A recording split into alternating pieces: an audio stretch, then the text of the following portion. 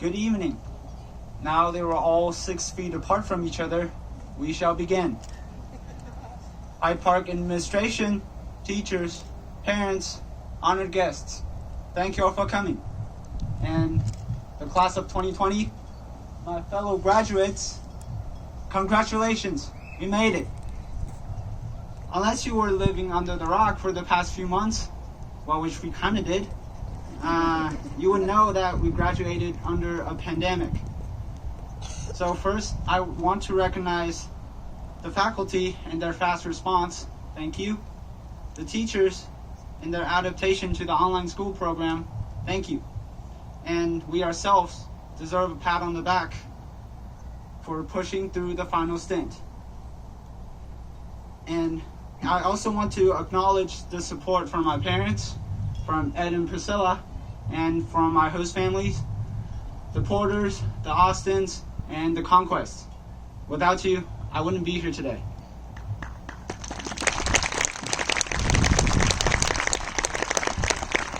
And last but not least, our good friend Slater for always being there for us. Sorry, COVID, you didn't get us there. So, although some of you would bring up COVID to describe our high school career, let us not forget that we had more than 3.5 years before that. I remember 4 years ago when we entered HP as innocent adolescents, we didn't have a clue of how high school worked.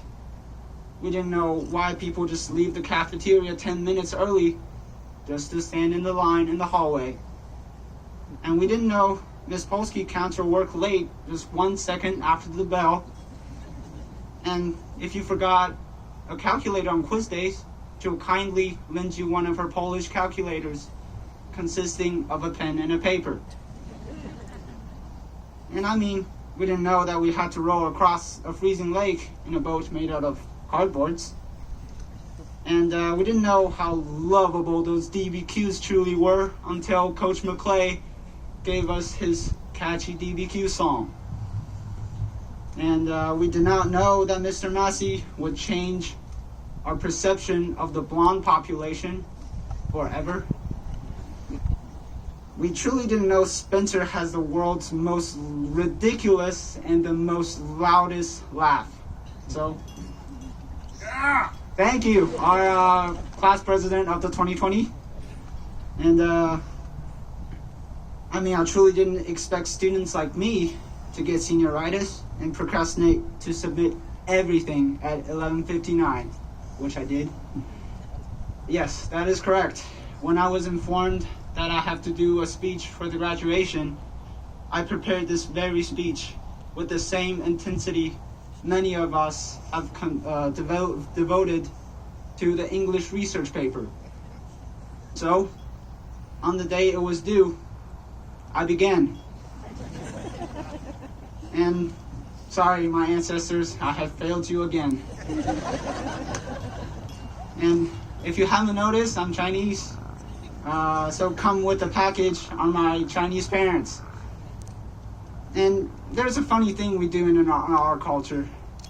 So their parents usually compare their child, the one you're supposed to love, to like the other kid from the other family. Like, Mr. Lee's daughter got a perfect SAT score her first try and got a fool's ride to college. And over here, this is my son. What can I say? He's a boy.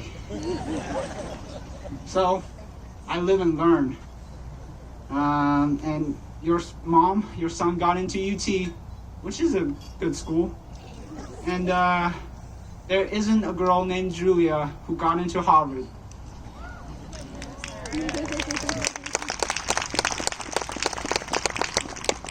Congrats, by the way.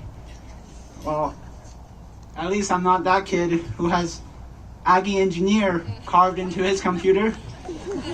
Isn't that right, Quentin? Just kidding. A&M is a great school. But UT is better, though.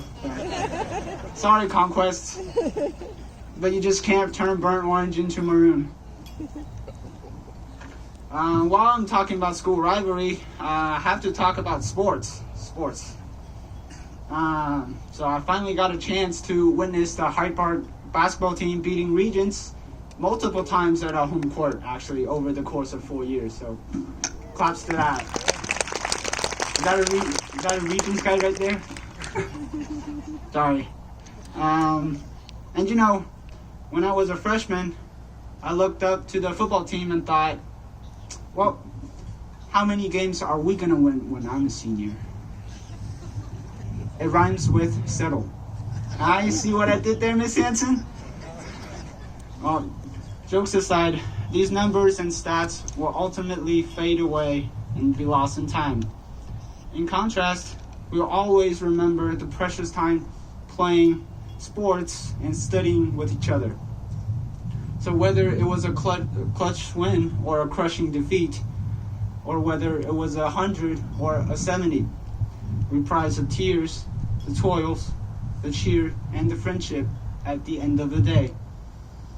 And equally important are the mighty finds, the Chick-fil-A's, the Cabo Bob's, and the Starbucks for always being there 24/7. And while we will leave Hyde Park with these irreplaceable memories, we must always remember the faculty members who supported all 4 years of our high school lives. Miss Hanson, where are you? I don't think she's here today, but how's your baby life today? Sorry, I still can't hablo español very well after 4 años. And yes, Miss Young, we will always put our name, period, class, and date in front of our homework heading. Thank you, Miss Sierra, for always being there in the mornings for tutorials and chats. And thank you, social study teachers, for being there when I have questions about my social life. They're not there for that. Well, wonder why I do bad in those classes. And my dearest American brother Wesley, thank you for being supportive always.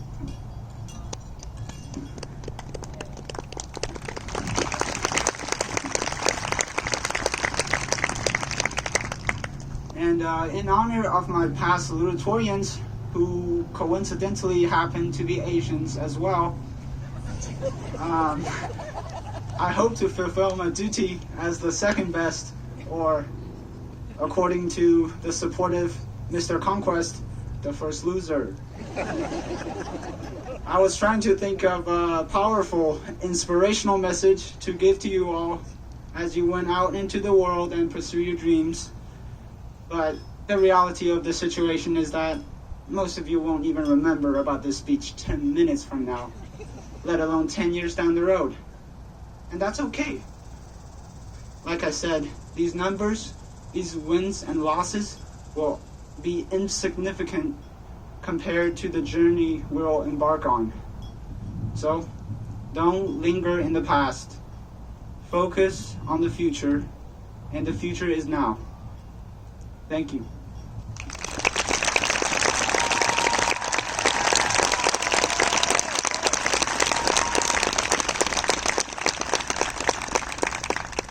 Next up, we have the more impressive valedictorian, graduating with a 103.67 grade point average, very high. Attending University of Texas at Austin this fall, Hyde Park High School, class of 2020 valedictorian, Isabella Bronia.